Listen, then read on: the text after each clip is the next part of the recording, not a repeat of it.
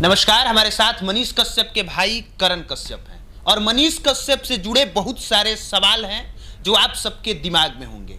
उन्हीं तमाम सवालों के जवाब जानने की कोशिश करेंगे इनके भाई करण कश्यप। भाई उनके अच्छा, पहली बात तो ये बताइए कि सुप्रीम कोर्ट में केस लड़ने के लिए बहुत पैसा लगता है, आप लोगों का कितना पैसा लगता है? देखिए, पैसे तो बहुत लगे और शायद मैं अपने आप को भी बेच दिया वहाँ पे। हमारा लगभग 50 लाख के अप्रॉक्स लगा होगा। कुछ पापा ने हेल्प किए थे, कुछ रिलेटिव ने और कुछ मैन मिलाकर वो। लेकिन ऐसा मुझे लग रहा था कि हाँ, जब भाई पर डे ऐसे हायरिंग हो रही थी कि हाँ भाई अब आ जाएगा, अब केस क्लब हो जाएगा, अब एनएसए हट जाएगा। और एक मेरे मन में ये भी था कि हाँ, मेरे भाई ये ना सोचे कि मैं अंदर हूँ, तो मेरे भाई ने पैसे के चलते मुझे बचाया नहीं, तो मैंने अपने सब कुछ दाव पे लगा दिया, सब कुछ। अब बाद में वही हुई कि सुप्रीम कोर्ट बोल दिया कि 6 हायरिंग के बाद कि आप फिर से मद्रास कोर्ट जाइए। मतलब ये लोग सुप्रीम कोर्ट में केस लड़े, लगभग 6 तारीख भी पड़ा अलग अलग, 50 लाख रुपए भी लगे, लेकिन कुछ हासिल नहीं हुआ। अच्छा, अकाउंट तो सीज है मनीष कश्यप का जिसमें 40-45 लाख रुपया पाया गया था, तो बाकी आप लोगों ने ये सब कैसे मेंटेन किया? देखिए, मैं भी जॉब करता था बैंक में और मेरे पापा भी इंडियन आर्मी है। वो कुछ पैसे जितने उनके पास थे तो उनसे हम लोग लिए, फिर मेरे पास जो पैसा था वो हुआ। कुछ रिलेटिव भी हेल्प किए, कुछ फ्रेंड लोग भी हेल्प किए, ऐसे करके मगर हम लोग का ये था कि अगले हायरिंग के लिए कैसे प्रिपेयर होना है। एक हायरिंग ख़त्म हो गई और फिर दूसरे हायरिंग के लिए हम लोग उसी दिन से पहले सबसे पहले पैसे के स्टार्टिंग तो मैं सुप्रीम कोर्ट में गया तो मुझे उम्मीद था कि 1 लाख 2 लाख रुपये ऐसे मगर पर हायरिंग या ऐसे लेंगे। लेकिन जब मैं सुप्रीम कोर्ट में गया तो कोई किसी एडवोकेट का 5 लाख से नीचे है ही नहीं। और मुझे ये लग रहा था कि हाँ, जो मेरा भाई जब तमिलनाडु चला गया उसके बाद हम लोग को बहुत ज़्यादा टेंशन हो गया कि कितना जल्दी मेरा भाई आ जाए, और पैसे के चलते हम भाई को अंदर छोड़ नहीं सकते थे। इसलिए अब सब कुछ दाव पे लगाते गए जिस तरह 21 तारीख को सुनवाई होगी और जज साहब ने खुद मगर हमारे तरफ पॉजिटिव रिस्पॉन्स दी है। और पहले ही वर्ड में बोले कि जे एनएसए क्यों एक पत्रकार पे, और वो भी सोशल मीडिया पे पोस्ट किया है तो उस पर एनएसए लागू नहीं होता है। उस पर से हम लोग को और जोश आई, थोड़ा सा जुनून आई कि हाँ चलिए अब कुछ हो सकती है। तो हम लोग मनविंदर सिंह जी को भी टॉप 5 में आते हैं इंडिया के एडवोकेट में, उनको भी हायर किए। फिर उस दिन नेक्स्ट हायरिंग में नहीं कुछ हुई, फिर अगला हायरिंग हुआ 8 तारीख को।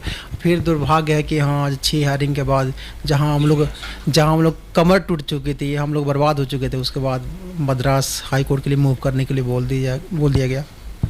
आमतौर पे मनीष कश्यप को भाजपा का एजेंट बता दिया जाता है, आरएसएस का एजेंट बताया जाता है, और हमने बतौर इस पर एक वीडियो किया है कि अगर मनीष कश्यप भाजपा के एजेंट होते तो भाजपा के हाथ सब कुछ था एनएसए को हटा देते। लेकिन केंद्र सरकार ने अपनी शक्तियों का कहीं भी इसमें इस्तेमाल नहीं किया। हो सकता है केंद्र सरकार को भी लगता होगा कि मनीष कश्यप गलत हैं। तो क्या लोग जो आरोप लगा रहे हैं कि भाजपा तो सपोर्ट करती है, क्या भाजपा ने, केंद्र सरकार ने कहीं इसमें फाइनेंशियल आर्थिक दृष्टिकोण से या फिर एनएसए हटाने को लेके किसी भी तरह का कोई अभी तक सहयोग किया है? नहीं, ये बिल्कुल गलत बात है। और भाजपा मैं पॉलिटिकल तो नहीं जाना चाहता, लेकिन कोई भी किसी प्रकार का कोई भी हेल्प नहीं किया, कोई भी नहीं, किसी पार्टी ने। और लोग पता नहीं कैसे बोलते कि भाजपा के एजेंट है, जबकि मनीष ने कम से कम लाखों वीडियो भाजपा के नेता लोग भी बनाए हैं। और हम लोग भाजपा के नेता से खुद हम लोग एक केस चल रहा है, अभी भी कंटिन्यू चल रही है। तो दुर्भाग्य है कि हाँ, जहाँ पे हम लोग नीतीश की सरकार और भाजपा की सरकार थी तब भी हम लोग वीडियो बनाते थे, चाहे एम्बुलेंस पे चढ़ के, चाहे कहीं भी। कुछ दिन पहले ही अश्विनी कुमार चौबे जी के, ये कहानी मैं बताता हूँ। मेरे सामने मनीष कश्यप ने मेरे क्षेत्र में बक्सर जिला में, वहां पे मेरे सामने भाजपा के एक दिग्गज नेता अश्विनी कुमार चौबे को, वहां पे उनको भला बुरा कहा था। चौसा थर्मल पावर प्लांट में जो कांड हुआ था उसके लिए अश्विनी चौबे को दोषी उन्होंने ठहराया था, क्योंकि उस समय उस तरह की चीजें चल रही थी। मैंने जहां तक से देखा है मनीष कश्यप को, जो भी सामने आया, जो भी गलत लगा, मनीष कश्यप ने उनको डंके की चोट पे गलत कहा है, लेकिन फिर भी आरोप तो लगा सकते। वहीं तो आरोप लगती रहती है हमेशा से कि हाँ भाजपा इसको सपोर्ट कर रही है, चाहे भाजपा के एजेंट है। लेकिन मैं कभी कभी, मगर 3-4 महीने पे एक बार तो आते थे, हमारे पास आते थे, जब भी हम लोग बात करते थे तो इस चीज़ को मैं भी जिक्र करता था। कभी कभी मैं तो ज़्यादा उनके कामों में इंटरफेयर करता नहीं था, लेकिन कभी कभी मैं जिक्र करता था तो लोग वो बोलते कि लोग कहेंगे वो कहते रहो कोई बात नहीं, उस पर रिस्पॉन्स मत लो और तुम अपना काम करो, लेकिन होता ही है। लेकिन सच्चाई ये है कि हर बुरे चीज़ पे चाहे कोई भी हो उसने आवाज़ उठाया है, और गरीबों के लिए आवाज़ उठाया है, और बिहार की जनता के लिए आवाज़ उठाया है। एक चीज़ और आपको मैं बताना चाहूँगा, जब एक इंटरव्यू में और एक मंच पे भी बोले थे कि 95% हिंदू पे मैं खबर चलाता हूँ, जो ठेकेदार होते हैं, तो कोई कुछ नहीं बोलता। जैसे मैं 5% मुस्लिम में बनाता हूँ तो लोग बोलते हैं कि मुस्लिम विरोधी है, जबकि ऐसा बिल्कुल नहीं है। अच्छा, मनीष कश्यप के नाम से ट्विटर पे एक अकाउंट चल रहा है, कुंदन जी दिखाइएगा, जिस पे लिखा है Manish Kashyap son of Bihar parody, और बहुत सारे लोग ये ब्लेम लगा रहे हैं कि ये अकाउंट आप चला रहे हैं। क्या ये अकाउंट मनीष कश्यप के नाम पे आप चला रहे हैं?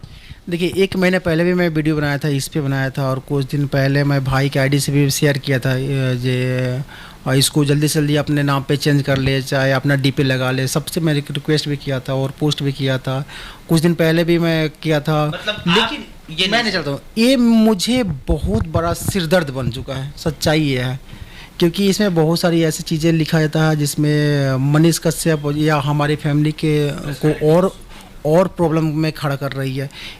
कुछ दिन पहले जब मदुरई से जो आई थी, जो ड्राफ्टिंग होती है, उसमें एक मनीष कश्यप ऑफिशियल का कंटेंट डाला गया था, जबकि वो मनीष कश्यप का कंटेंट था भी नहीं, और उस पर हम लोग डायरी में मेंशन किया गया था, उस पर भी हम लोग जवाब दिए थे। ऐसे बहुत सारे जो डायरी में आपको गिनाऊँ तो 5-10 ऐसे आईडी थे जो हमारा था ही नहीं, और उस पर भी हम लोग को जवाब देना पड़ा, ऐसा वैसा। लेकिन फिर भी मैं कल या परसों में मैं जा रहा हूँ थाने में जाऊँगा, और जितना भी हमारा आईडी रहेगा उसको हम लिंक प्रोवाइड कर देंगे।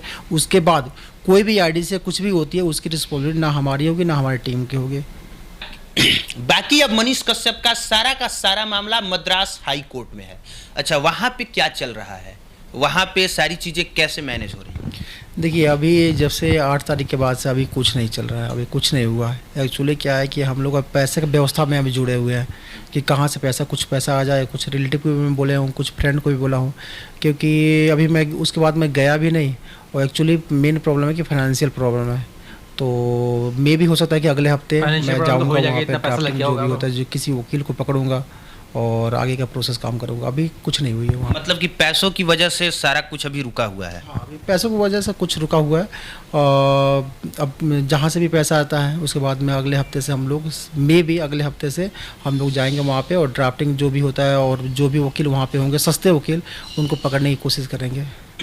अच्छा, अगर मनीष कश्यप पर NSA न लगा होता तो आपको क्या लगता है कितने समय में मनीष कश्यप जेल से बाहर आ गए?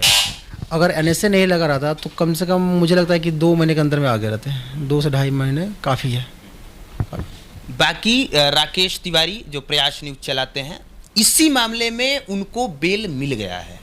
बाकी मनीष कश्यप पे इसके अलावा और कई सारे केस हैं, जिस वजह से, और NSA मुख्य तौर पे NSA लगा देने की वजह से अभी तक से बेल नहीं मिल पाया है, और जब तक से NSA रहेगा तब तक मनीष कश्यप जेल से बाहर नहीं आ पाएंगे। और बाकी इतना तो आप लोग जान ही गए होंगे कि सुप्रीम कोर्ट में मनीष कश्यप के खिलाफ में जो वकील खड़े थे उनका नाम कपिल सिब्बल है, और कपिल सिब्बल कितने बड़े वकील हैं ये बताने की ज़रूरत नहीं। इसी से कमोबेश आप इतना तो समझ ही सकते हैं कि एक लड़का जो साधारण सा वही 500 वाला माइक लेके वीडियो बनाता था, उसको जवाब देने के लिए कपिल सिब्बल जैसे नेता को, कपिल सिब्बल जैसे वकील को सुप्रीम कोर्ट में उतार दिया गया।